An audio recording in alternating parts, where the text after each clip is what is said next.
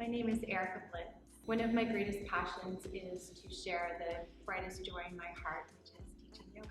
I came to the practice of yoga because of the breath, and so in the classes that I offer, the breath is always going to be one of the biggest priorities, if not the biggest priority, because I believe that when you're breathing in a functional way, that it helps you to get out of your mind and into your body. When we get connected to our breath, we connect to a deeper sensitivity where we can feel through the gross layers towards the more subtle.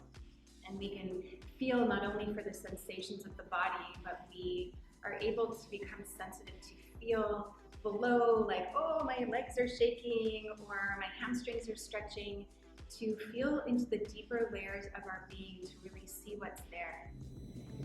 The classes are an invitation for you to connect to your breath, to allow your breath to guide the movements of your body in a really dynamic and playful way that will connect you to your body and to your heart.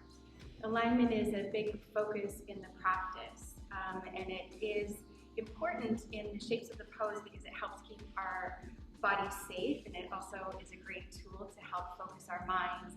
But what I find really interesting and fascinating about the practice of yoga is the alignment that we find on the inside. So the alignment that we have to our heart's passion, whatever lights us up and sparks the creative joy within, so that when we step off of our mat, how does the alignment of our inner body match our outer stance so that we really are in alignment with our heart. So some people would say that the state of yoga is attained when we have the stillness of the mind, that the mind isn't fluctuating in all of these different directions, but the mind gets quiet. And when the mind gets quiet, we are able to access this place of stillness within. And the thing is, it's always there. Just sometimes we forget, and that's why we need to come back to our practice to remember.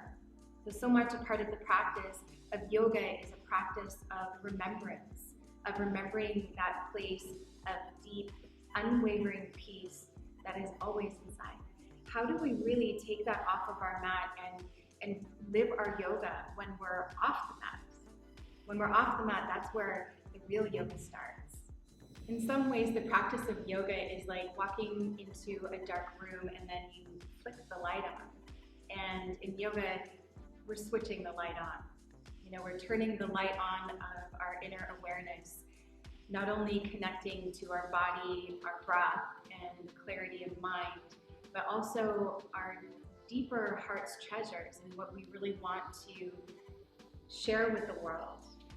We turn the light of awareness on so that we can make better choices that are in alignment of what brings us joy and what makes us happy, so that we can live brighter lives, so that we can be kinder and compassionate, not only to ourselves, but also to other people. Through the practice of yoga, you can feel for the spark of life as it fuels your passion and empowers your purpose. The connections that we make to our body and our breath, our feelings, our heart, and our mind through the practice. By the time we get to the end of our practice and we rest, there is this deep sense of integration that can happen. And that's really that alchemy of asana, where through the practice of all of these different poses and of breathing and moving and focusing the mind, that there's something that almost can't even